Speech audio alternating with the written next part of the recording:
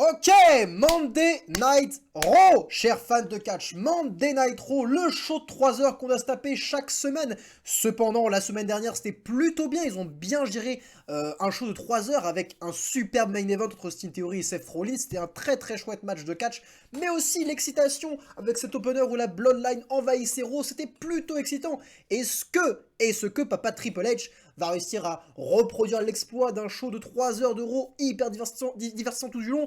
Eh bien non, chers amis, eh bien non, ce show était vraiment laborieux. Je vais mentionner que une chose qui m'a véritablement plu, et un main event qui était ok dans l'histoire, mais dont on va revenir dessus, tout le reste, c'était vraiment pas terrible. Au mieux, correct. Mais je me suis vraiment dans ce show trop, surtout la première heure. Et cet opener est à l'image de cette première heure d'Euro, c'est-à-dire décevante et Osef. Osef Staline. On est sur un Osef Staline puissance 1000 là les amis. Parce que on a Kevin Owens, ce gros babyface de Raw qui ouvre le show. Alors, c'est cool de voir Kevin Owens, j'étais plutôt excité, je me suis dit, ok, on va appeler la Bloodline, etc. Et c'est ce que Kevin Owens voulait faire à la base. Il rentre sur le ring dans le but, dans l'optique de confronter la Bloodline une fois encore. Cependant, la déception commence puisque ce n'est pas la Bloodline qui répond à l'appel, mais c'est bien GBL qui coupe Kevin Owens et qui amène son poulain Baron Corbin. Le Baron est de retour, toujours plus insupportable. Enfin, il n'est pas vraiment insupportable, c'est... On s'en fout du Baron, ce n'est plus une menace. Et JBL a beau présenter le Baron, l'introduire comme étant la dernière personne sur Terre qui a réussi à piner Roman Reigns. Et c'est vrai, sauf que c'était pas le chef tribal à l'époque, c'était le gros chien. Et le gros chien était bien moins fort que le chef tribal. Hein. Roman a pris de l'ampleur, il a pris beaucoup plus de star power maintenant. Mais bref, GBL introduit le Baron comme ça, c'est la seule manière de vendre le Baron de toute façon. Et là, pendant 2 minutes, Kevin Owens va réagir comme nous tous, nous avons réagi devant notre écran avec ce discours, ce pitch de JBL. Il se met à dormir dans le coin du ring et ça c'était bien. Ça c'était fantastique. C'était bien vu de la part de Kevin Owens de se mettre à la place du spectateur. Belle action de sa part. Cependant, ça pose quand même des problèmes. Certes, ça donne de la sympathie pour Kevin Owens, mais ça renforce l'idée du fait qu'on n'a rien à foutre de Baron Corbin et de ce qui se passe. On n'a rien à péter. Et quand Kevin Owens après dit, tu sais quoi Baron, viens, on se met sur la tronche, let's go, on se tape. Et bah, c'est pas excitant. C'est pas excitant pour un clou et c'est normal. Après, qu'est-ce que tu vois dans cette situation? Le Baron n'est pas excitant. Le Baron, on s'en bat les couilles. Et pour un opener, ça la fout très mauvaise. Mais bon, j'ai pas envie de voir ce match, mais le match a lieu. Le match a lieu, Kevin Owens contre le Baron Corbin, 5 minutes 30 de match. Et c'est un opener vraiment décevant, hein. C'est vraiment décevant comme opener. On est très loin du niveau de Ricky Starks ou Chris Jericho à la EW comme banger d'opener. Très loin de ça. Le Baron n'a pas vraiment de hit. On sait très bien que Kevin Owens va lui faire un stunner d'ici là et il le fait au bout de 5 minutes 30. Bon, ça servait pas à grand chose, c'était vraiment... ils avaient pas trop d'idées, j'imagine, ils savaient pas trop quoi faire, ils voulaient pas faire de la redite avec la Bloodline, j'imagine. Mais au final, la Bloodline attaque Kevin Owens après l'opener, donc... Est-ce que c'était vraiment nécessaire de passer par le Baron Corbin? Je ne sais pas, je vous le demande, je pense pas que c'était nécessaire. Mais bon, à la fin, Owens fait donc attaquer par la Bloodline, Jey Uso, Jimmy Uso, Solo Sikoa, pas Sami Zayn. Sami Zayn n'est pas dans ce show-là, il faut le savoir. Mais alors qu'il se fait martyriser, il parvient à reprendre le dessus quand même en utilisant des objets, une chaise, une cloche, je sais plus exactement ce qu'il utilise, mais il reprend le dessus et c'est bien joué de sa part, ça lui donne beaucoup de crédibilité pour affronter Kevin Owens. Hein. Il a quand même remporté un match à 1 versus 3, enfin plutôt un combat de rue 1 versus 3. La Bloodline était obligé de prendre la fuite, il est représenté comme un vrai dur à cuire, mais en même temps c'est logique, hein. Il se fait quand même bien taper dessus, et il utilise des objets pour reprendre le dessus, c'est... Ok, on est sur la logique, c'est quand même Kevin Owens. J'ai pas trouvé ça énervant du fait que c'était pas logique du tout qu'un mec tout seul batte 3 gars, mais bon. Là, on est... Vu la structure, ça paraissait crédible. Donc, on prend pour ça. Et ça lève Kevin Owens. Extrêmement laborieux comme opener pour élever la babyface qui va affronter le champion universel. Je pense qu'il y a moyen plus habile de le faire. C'était pas ouf. C'était pas ouf, mais passons à la suite. Et la suite, c'est... c'est Alexa Bliss. Alexa Bliss qui la semaine dernière, rappelez-vous, on ne sait pas ce qui s'est passé avec Bianca Belair, si elle a perdu gagné le match, on n'en sait rien. En tout cas, à la fin, elle a pété un câble quand l'oncle Claudie essaie de rentrer dans sa tête, elle a martyrisé l'arbitre et Bianca Belair. On doute qu'elle s'est fait disqualifier, hein, même s'il n'y a pas de finalité à ce match. Mais Alexa Bliss arrive sur le ring, arrive même sur la table des commentateurs, hein, le manque de respect de la meuf est dingue, mais c'est cool, c'est bien pour son personnage. Et là, elle se la pète, elle fait, voilà, elle est présente et pas Bianca, qu'est-ce que ça veut dire, que c'est elle la meilleure, elle dit aussi que c'est elle la menace, et c'est pas l'oncle Audi, hein, comme tout le monde le dit, et elle dit aussi qu'elle a le monde entier en sa main, référence à Bray Wyatt, hein, on sent que Bray Wyatt a toujours le nez fourré dans Raw pour le plus grand plaisir, hein, n'est-ce pas? Et là, c'est le retour des maléfices, le retour de l'exorciste, le retour de nos films d'horreur préférés, hein. Vous aimez les films d'horreur, hein, bah, c'est pour ça que vous regardez le catch, hein, pour voir des films d'horreur, n'est-ce pas? On a montage horrifique avec plein d'effets de style noir et blanc, des petits screamers, des poupées, des machins, avec l'œil de l'oncle Audi, où on est tous très effrayés chez nous. Et là, l'oncle Audi arrive. Alors qui est l'oncle Audi? On pense tous que c'est Bo Dallas, mais bon, on a un peu rien à foutre.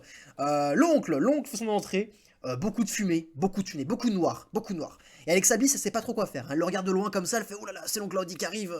Et elle le regarde. Et l'oncle Audi, bah, il la regarde aussi de loin, on voit pas vraiment son visage, y a pas de gros plan, mais il est devant la scène avec toute la fumée. Et il rigole, et elle le regarde. Et fondu au noir. Et fin de segment. Et what the fuck, enfin c'est c'est quoi le... C'était quoi l'intérêt de ce truc? C'était quoi l'intérêt? Qui aime ça?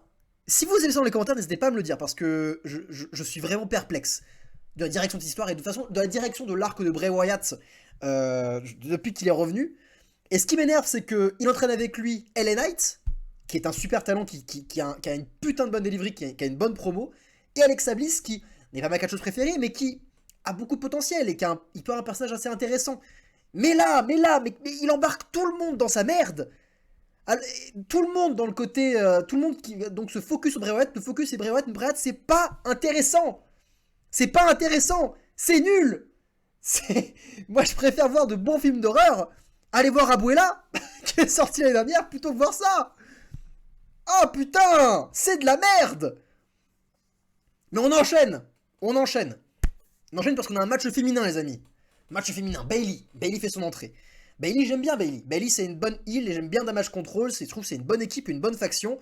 Mais à ce stade-là, j'ai besoin d'une bonne babyface pour me donner un peu star power et me réveiller pour me lancer dans le show. Enfin, parce que là, je commence vraiment à m'emmerder dans cette première heure. Je tiens à vous le dire, je m'emmerde. Donc j'ai besoin d'une bonne babyface. Là, on a Bayley qui arrive et je me dis, allez, ok, Becky ramène-toi, petite promo, petite confrontation, ça peut être cool. Et non, c'est pas Becky, mais c'est Michin. Michin qui fait son entrée, Mia Yim, qui fait son entrée pour un match contre Bayley. Et 5 minutes de match. Qu'est-ce que je voulais vous dire? Techniquement, c'est sympa, il n'y a pas eu de botch, l'alchimie était correcte, hein, c'est pas le problème, elles ont fait du bon taf, c'est juste que j'ai besoin de stars là. Là, je me suis vraiment emmerdé. Là, tu peux me mettre n'importe quelle qualité de match de catch, si j'ai pas une star, si j'ai pas quelqu'un pour encourager un petit peu, pour me réveiller un petit peu, je vais me faire chier là. Donc victoire de Bayley, évidemment. Avant le match, Bayley avait en plus provoqué un peu Becky Lynch de loin. Elle avait fait... Il y a Michin devant elle, littéralement. Elle n'a rien à péter de Michin, juste a fait une promo pour Becky Lynch. Ce match est dédié pour toi, les filles. Allez backstage, allez vous reposer, j'ai pas besoin de vous pour Michin. Effectivement, elle a pas besoin d'elle pour Michin. Alors oui, enfin non, ça n'élève pas Bayley. Mais ça renforce que Michin ne sert à rien. Littéralement, Michin ne sert à rien. Hashtag Michin ne sert à rien. C'est terrible, je ne sais pas à quoi ça sert, ça sert pas à grand chose. Et en plus, après, dans les coulisses, beaucoup plus tard dans le show, alors que Bayley allait s'en aller, elle s'en va avec Damage Control, et Michin revient confronter Bayley, elle leur demande encore une petite couche, viens me tabasser encore un petit peu, viens m'enterrer encore un petit peu s'il te plaît. Et bah oui, Bayley et Damage Control vont complètement passer à tabac Michin, qui va terminer au sol, et Bayley va se barrer. Et j'ai envie de dire, bah merci Michin, merci pour tes loyaux services, maintenant laisse Becky Lynch faire le travail. Voilà.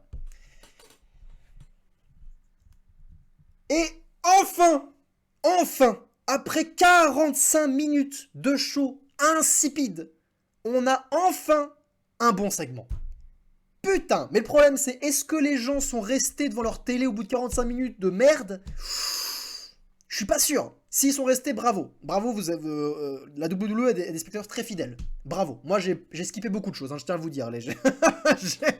J'avais du mal à résister, mais heureusement, le sauveur d'Euro, le présent de Raw, le champion US de Raw, Austin Theory, fait son entrée et il est délicieux, prétentieux, insupportable. Il se la raconte, il a une nuit de dingue. La foule lui fait des chants What qui est déjà insupportable, mais il sait déjà à son jeune âge déjà bien gérer cette foule. Il n'est, encore une fois, je le redis, il me fait penser beaucoup à MJF. C'est un peu le MJF de la WWE. Alors, il n'est pas aussi talentueux en promo que MJF, mais putain, il a à peu près la jeunesse et le charisme et le futur. Et il dit que c'est le présent, mais en gros, c'est vraiment c'est le futur d'Euro, ça va être un grand catcheur ce mec, un peu comme MJF, je le sens très très bien, c'est aussi une théorie. Mais bref, il se la pète, il fait sa promo, et il nargue Seth Rollins évidemment, qui dit que Seth Rollins est blessé, et du coup voilà, il est tranquille, mais Seth Rollins fait son entrée. Il est en béquille, évidemment, et la première surprise, Seth Rollins enlève sa béquille, se met à sautiller. Voilà, il n'est pas blessé, première surprise, c'était super cool, super cool. Je suis déjà un peu surpris par ce show et déjà emballé, et j'ai envie de voir Seth Rollins se confronter à Austin Theory. Mais ça va pas s'enflammer, les deux vont se confronter en discutant normalement. La foule chante l'âme de Seth Rollins est complètement over, c'est l'ultime babyface de Raw. Hein. Malgré tout, Austin remet tout le monde à l'ordre et nargue Seth Rollins en lui rappelant les faits que d'une part, il a beau sautiller, son genou n'est pas à 100%, donc jamais il va pouvoir se battre contre Austin Theory maintenant parce qu'il va se faire éclater la gueule. Et secondement, même à 100%, bah il se fait battre. Il se fait battre par Austin Theory la semaine dernière. Et Rollins revient un peu en disant que, effectivement, il est blessé. Il est blessé, son genou n'est pas à 100%. Mais bonne nouvelle, au Royal Rumble, il est prévu que son genou soit de nouveau prêt. Donc au Rumble, il sera à 100% pour remporter ce match et devenir le prétendant numéro 1 au titre universel, mais Austin Theory compte bien là-dessus aussi. Bref, les deux sont toujours en rivalité, mais ça ne se combat pas, c'est bien, on apaise un peu les tensions. Mais là, alors que Seth Rollins faisait sa sortie, on a la deuxième grosse prise de segment, qui m'a totalement pris de court, et j'ai même lancé un putain de « Oh shit !» quand c'est arrivé. Bobby fucking Lashley fait son retour.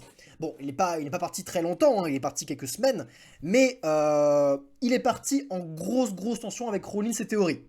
On s'en rappelle, il était très énervé, c'est l'ancien champion US, on s'en rappelle. Donc là on se dit, oh putain ça va chier. Bobby passe devant Rollins, mais on n'a rien à péter, ce qu'il veut c'est Theory. Grosse pape de la foule. Et Theory essaie de foutre un coup de béquille à Lashley qui esquive, et énorme spear de Lashley sur Theory. Theory obligé de fuir et Bobby Lashley célèbre. Il est revenu en full babyface, complètement over. Et j'espère que cette fois-ci, il sera maintenu en tant que face et que ce ne sera pas indécis comme c'était en 2022. Parce que c'était un peu bizarre, on ne savait pas trop si c'était face. Il changeait un peu tout le temps. Là, on va essayer de le garder en face. Et voilà, et je pense que ça peut très bien marcher. Alors, petite amélioration peut-être. Je me suis dit que peut-être que Theory aurait dû attaquer Rollins quand Rollins le provoquait pour le Rumble. Pourquoi? Parce que s'il l'avait attaqué, alors que son genou n'était pas 100%, bah d'une part, ça aurait mis de la hit facile sur Austin Theory, mais de deux, au Rumble, je pense que ça aurait rajouté beaucoup plus de sympathie à Seth Rollins, parce qu'on aurait été en mode ah putain, est-ce que du coup il est 100% ou pas? Parce qu'il s'est fait rattaquer. Et non, il n'aurait pas été à 100% dans la kayfabe, et du coup on aurait encore plus encouragé Seth Rollins. Peut-être que ça aurait mis trop de sympathie à son côté, que ça aurait enlevé de la sympathie pour d'autres catcheurs qu'on voulait voir gagner. Mais bon, néanmoins, petites choses qu'ils n'ont pas fait, qu'ils auraient pu faire, ils ont peut-être leur raison. Et petite mention qui est plus tard dans le show, parce qu'on va avoir MVP qui va voir Bobby Lashley plus tard dans le show, backstage. Et MVP, ce que j'ai beaucoup aimé, c'est qu'il a proposé à Lashley de reformer leur faction avec Shelton Benjamin et Cedric Alexander. Et apparemment, c'est MVP qui allait voir Adam Pearce, le manager de Raw, dans la kayfabe, pour faire revenir Bobby Lashley. On a beaucoup de choses qui se passent dans ce terme de scénario qui sont assez chouettes et qui unissent les personnages. Mais Bobby n'a pas oublié ce que MVP lui avait fait l'an passé, et même s'il a du respect, qu'il apprécie ce que MVP a fait pour lui à l'heure actuelle, il refuse la proposition de MVP, et MVP lui dit quand même, voilà, si jamais tu reviens sur ta décision, fais-le moi savoir, moi je veux reformer la faction qu'on avait avant, le Hurt Business. Et putain c'est chouette, parce que c'était une super faction, elle s'arrêtait de manière... C'était dommage qu'elle s'arrête cette faction, parce qu'elle mettait un peu over tout le monde, c'était cool. On verra, ça paraît bizarre que la faction se reforme en l'état, faudrait construire une histoire autour. On verra où ça nous mène, mais en tout cas, j'ai apprécié la cohérence de l'écriture. Et surtout, merci Theory, Rollins et Bobby Lashley de m'avoir fait popper et fait apprécier le premier segment de ce Raw. Je suis enfin dans le show, merci beaucoup messieurs. Match suivant, on a Rhea Ripley qui affronte Candice LeRae. Alors, Rhea Ripley sur son entrée, moi j'adore Rhea Ripley, et on va voir dans ce show, pour moi ça a été la superstar du show, Rhea Ripley, celle qui m'a le plus diverti si on prend l'ensemble du show, on en reparlera. Mais elle affronte Candice LeRae. Candice LeRae, la femme de Johnny Gargano. Et la question que j'ai eue quand j'ai vu les entrées des deux catcheuses, et surtout celle de Candice, c'est que je me suis demandé comment Candice... comment... Candice, elle sait comment faire pour ne pas avoir la foule derrière elle. Et c'est dommage quand t'es une babyface, c'est quand même vraiment dommage. Je veux dire, c'est quoi cette entrée? C'est quoi cette entrée? Ces petites ailes dans le dos, là, on dirait une petite fée. Elle va sur la troisième corde, elle se met à faire des petits mouvements avec ses mains comme ça. Mais quand je voyais ça, avec un grand sourire, quand je voyais ça, j'avais qu'une envie, c'était que Rhea Ripley, monstre de charisme, la décime. Et bordel, comment elle l'a décimé. Mais c'était magique, 5 minutes 20 de décimage, les amis. Rhea est putain d'impressionnante. Elle fait ce qu'elle veut avec les 4 choses qu'elle a en face d'elle. Je veux dire, elle est grande, elle est musclée, elle est putain de charismatique. Et c'est génial de la voir se battre et de l'avoir décimée. Donc j'ai passé un bon moment à voir ce squash glorifié de Candice LeRae, de voir Rhea Ripley commettre un massacre. J'ai vraiment pris mon pied. Je pense que Dominique, au loin, s'est un peu branlé la nouille aussi face à ça, parce que il est comme ça, il dit « Oh oui maman, vas-y, continue, c'était génial, tu vois, il a dû prendre vraiment son gros plaisir. » Mais j'ai quand même un petit problème avec ça. Le petit problème que j'ai, c'est que je suis quand même...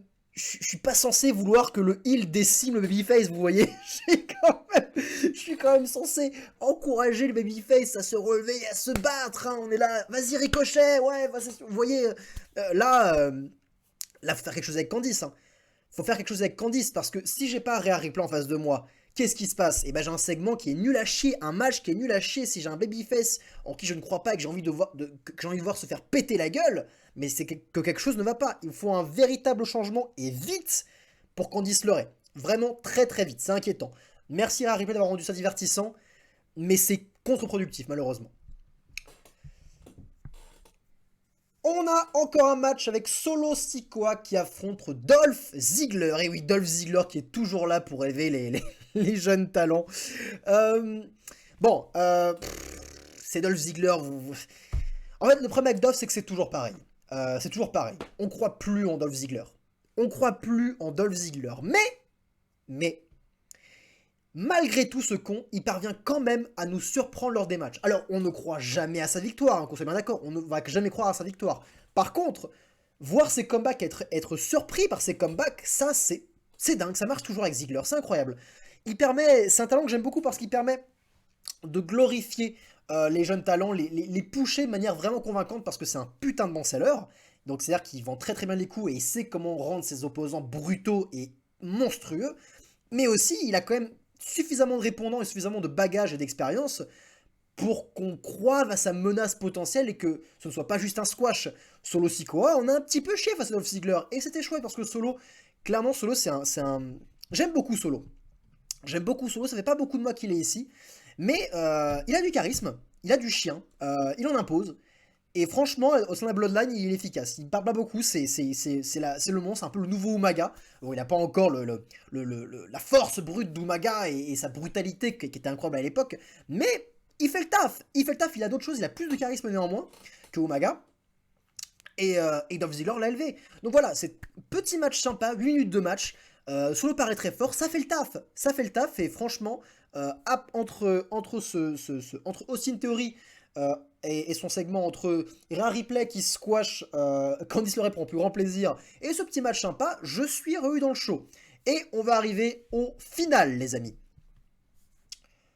Parce que on va avoir un nouvel épisode, entre guillemets, de Miz TV, le show du Miz, la petite interview du Miz. Et cette fois-ci, le Miz va interviewer Dominique Mysterio, qui est sorti de prison. Alors... oui, Dominique Mysterio, ce personnage de grand Seth Toto. Par pitié, j'espère que Rockstar Games regarde la WWE et va faire un personnage qui ressemble à Dominique Mysterio dans leur nouveau jeu, parce que c'est gigantesque ce qui se passe sous nos yeux. Quand j'ai vu ce segment de Miz TV, la première chose que je me suis dit, c'est comment ils font pour pas exploser de rire là, à ce moment-là. Comment ils font? Parce que je veux dire, c'est c'est brillant de conneries et de nullité, mais c'est tellement divertissant. Je sais vraiment pas quoi en penser. Ça m'a fait exploser de rire. Dominique Mysterio est hilarant. Pourquoi il est hilarant? Parce que Dominique Mysterio, du haut de ses... Je sais quel âge il a, Dominique Mysterio, il doit avoir 25 ans, 26 ans, je sais pas. Mais qui joue les caïds alors qu'il est nul à chier dans la kayfabe, en combattant dans la kayfabe, il est nul à chier comme catcheur, il se fait closer par tout le monde. Et qui joue les caïds parce qu'il a fait de la tôle, parce qu'il est allé agresser son père lors de Noël. Avec sa maman, et qu'il était là en tôle disant ouais, la tôle c'était dur, mais je pensais à un moment en la regardant dans Rhea Ripley qui a son âge, mais c'est si malaisant mais si drôle. Et que Miz lui fait c'était quoi ta pire expérience dans la prison? La pire chose que tu as vécue? Et Dominique qui fait putain, à un moment il y avait des gars là dans ma cellule, ils ont commencé à se foutre de ma gueule et moi je leur ai fait c'est bon, vous avez fini, on arrête. Et ils ont arrêté, tu vois. Et ils jouent trop les Kane, mais c'est si drôle. Et en plus, Miz le met devant le cou en lui disant oui, mais t'as pas fait de la tôle en fait, t'as resté 2 jours, non, un truc comme ça. Et direct, le jugement dit vient protéger Dominique Mysterio, qui arrête pas de mentir, mais c'est d'un ridicule, mais c'est parfait pour Dominique Mysterio qui s'enfonce là-dedans. C'est dans sa connerie, c'est un personnage qui est vraiment, vraiment divertissant. Vraiment, vraiment divertissant. Et bon, j'ai vu beaucoup de gens dire qu'il jouait mal, mais moi je trouve pas, parce que je trouve qu'il a exactement le bon jeu pour ce qu'il fait actuellement. C'est-à-dire un petit jeune con qui se... qui est juste ridicule, qui a pas de charisme, et qui se prend pour je sais pas quoi. Je veux dire, il est parfait dans ce rôle-là. Justement, ce petit côté un peu mal joué, ça renforce de ouf les mensonges du personnage. Dominique Mysterio, c'est vraiment un putain de plaisir. Mais bref, après ce petit segment un peu jubilatoire, on a le main event, un gros main event de 50 minutes pour déterminer les opposants, les prochains opposants aux Usos. Parce que oui, c'est l'heure du main event, 50 minutes de match, un tag team turmoil, le vainqueur, le vainqueur des 5 équipes présentes aura une occasion d'affronter les Usos pour un titre par équipe. Et on a donc déjà le Judgment Day qui est sur le ring. Et attends, je vais recommencer ça, c'est quoi? Non, je vais pas recommencer, excusez-moi. J'oublie que j'enregistre tout, j'étais prêt à faire une pause, mais non! Je vais juste boire un petit coup d'eau. Ah! Et reprendre. Le Judgment Day. Le Judgment Day, dans un tag team turmoil, le vainqueur du tag team turmoil va devoir, aura l'occasion d'affronter les Usos pour un championnat tag team. Merveilleux. 5 équipes qui s'affrontent, 50 minutes de match dans ce main event, et c'est le Judgment Day qui est donc présent sur le ring, et là aussi, Karl Anderson et Luke Gallows qui vont être leurs premiers adversaires. Et c'était très bof comme ouverture. Hein. Est-ce que c'était les meilleurs opposants pour ouvrir le bordel? Je suis pas sûr parce que on a donc Damian Priest et Finn Balor qui apprennent le Judgment Day. Rien à dire là-dessus, c'est des bons heals. Damian Priest est super, monstrueux, c'est cool. Rhea Ripley est juste à côté du ring, un peu en coach, elle est fantastique. C'est elle qui va faire le match, hein, je vous le dis d'avance. Les Rhea Ripley.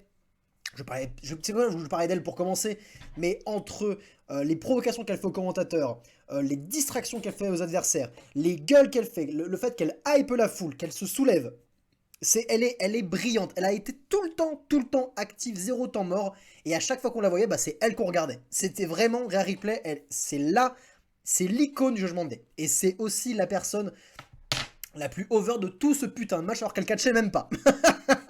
Mais bon... Karl Anderson, Luke Gallows, comme je disais, ils représentent du coup les premiers faces de ce gros match. Et bah c'est bof parce qu'ils ont pas de hype, hein, la foule n'est pas vraiment derrière eux, ils ont pas de pop, ils font leur truc, hein, Luke Gallows et ses punch dans le coin, on connaît.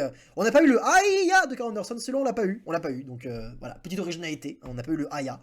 Mais bon, premier adversaire un peu bof, je suis pas vraiment dedans, je suis un peu endormi. Victoire de Judgment Day qui fait le tomber. Second adversaire, c'est donc Cedric Alexander et Shelton Benjamin. Et là, je trouve ça intéressant. Je trouve ça intéressant parce que pour moi, il y a 2 équipes potentielles pour remporter ce tag team turmoil. Le Judgment Day ou Cedric Alexander et Shelton Benjamin. Pourquoi? Parce que eux, bah, apparemment, le Hurt Business va revenir et du coup, on est en doute de croire que possiblement, ils vont remporter ce match pour que Bobby Lashley se dise « Ah tiens, ils ont un peu star power, je peux me remettre dedans et tout. » Donc, 2 équipes avec le potentiel de gagner. Et donc on a enfin un peu d'électricité qui vient dans ce match, malgré malgré un début un peu botché avec ce dive de Cedric Alexander, on est passé pas loin de la catastrophe, hein, on va pas se mentir. Voilà, un peu d'électricité, mais finalement, victoire du Judgment Monday, assez étrange, parce que, bah voilà, bon, du coup, il l'emporte de manière assez banale, mais ça n'est pas en avant la proposition de MVP auprès de Bobby Lashley. Et à partir de ce moment-là, je suis quasi persuadé que Judgment Monday va remporter le match. Parce que suivant, c'est Alpha Academy qui vient affronter le Judgment Day. Et là, je me dis, bon, oh boy, mon dieu. On a deux teams de heal sur le terrain. Et donc, bah, forcément, Alpha Academy doit la jouer un peu babyface. On va littéralement avoir un hot tag sur Otis, qui est là, hein, qui écrise la foule comme allez, allez, alors que c'est un heal à la base. Mais là, il doit jouer le babyface pour les besoins du match. Donc, écriture un peu étrange, hein, vraiment très étrange. Pour vous dire, on a même à la fin Otis qui va pouvoir faire son Caterpillar, hein, son truc où il fait le fuck sur le ring pour faire un coup de coude, hein, me lancez pas là-dessus. Voilà, j'étais ravi de voir ça, n'est-ce pas.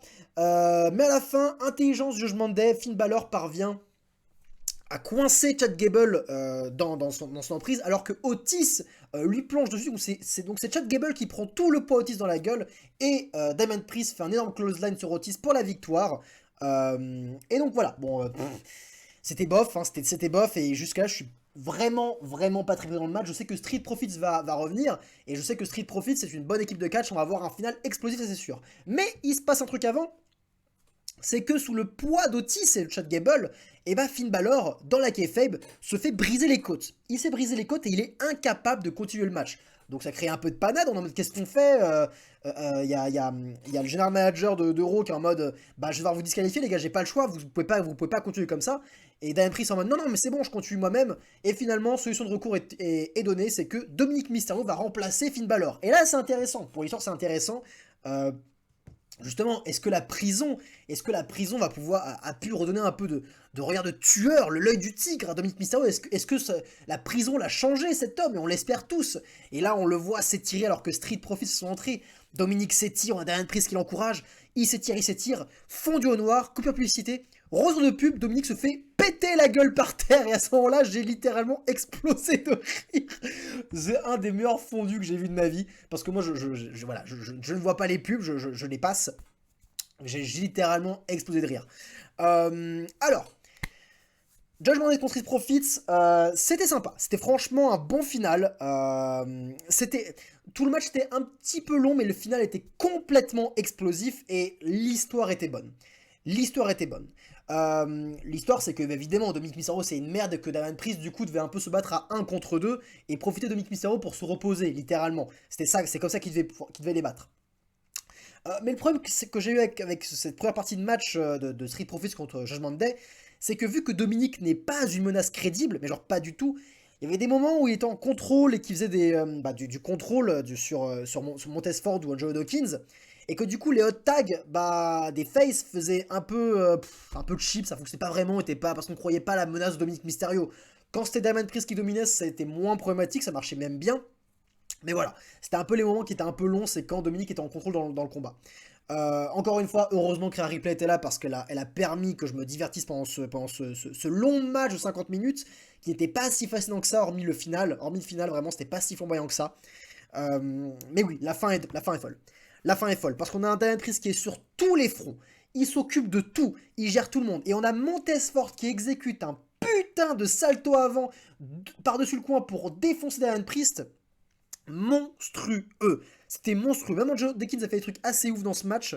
Et là, alors qu'on a Diamond Priest qui est complètement écarté parce qu'il vient de se prendre un escalier et que Dominic est mort sur le ring après un 450 splash, et bah finalement Dominic parvient à surprendre Montez-Ford, roll-up, 1, 2, 3 en mettant les pieds sur les cordes avec appui, soutien de Rhea Ripley.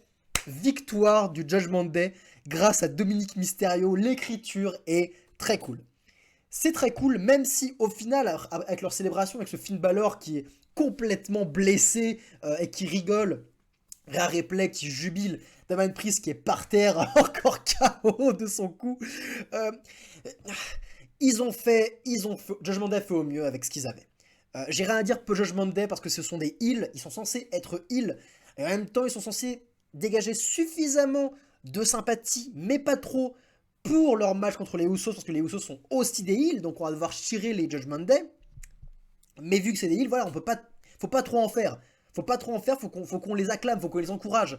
Et donc il fallait trouver un dosage un peu bancal dans ce match de 50 minutes. Et c'est pour ça que c'était très longuet au début. Le début, il y a eu beaucoup de build-up pour installer ce côté sympathique. Et on l'a ressenti uniquement à la fin face aux Street Profits. Et surtout avec l'aspect de Dominic Mysterio est une grosse merde et se fait martyriser. Heureusement que Rhea Ripley était là. Sans Rhea Ripley, je me serais vraiment emmerdé. Je tiens à le dire. Donc Rhea Ripley a sauvé ce match. Littéralement, son main event a été sauvé par Rhea Ripley. Et si on voudrait faire un bilan de ce Raw, bah voilà, encore une fois, c'était vraiment moyen. Beaucoup de longueur, une première heure catastrophique. Encore une fois, gros big up au trio phénoménal de Raw, enfin plutôt au duo, et maintenant ça va être un trio. Theory, Rollins, Lashley, qui à chaque fois qui apparaissent à Raw et sauve ce putain de show. Hein. Rhea Ripley aussi a fait des merveilles. Voilà, c'était pas ouf, bien moins bien que la semaine dernière. On va regarder la prochaine fois, on va regarder AEW la prochaine fois, avec le premier match de Bryan Danielson contre un adversaire que MJF va choisir, donc ça on a hâte de voir. Mais aussi la célébration sans doute du TNT par Darby Allin, voir ce qui se passe avec Wardlow et Samoa Joe, bref. Des bonnes choses, comme peut-être des choses horribles dans ce Dynamite. Oh aussi, on n'a pas aussi le dernier match entre l'Elite contre Death Triangle. J'ai hâte d'en parler, je vous ai jamais parlé de ça. J'ai hâte de vous en parler, vous dire mon point de vue là-dessus. J'ai hâte, vraiment hâte. Ça va être sanglant. Allez, à mercredi, bande de fans de catch.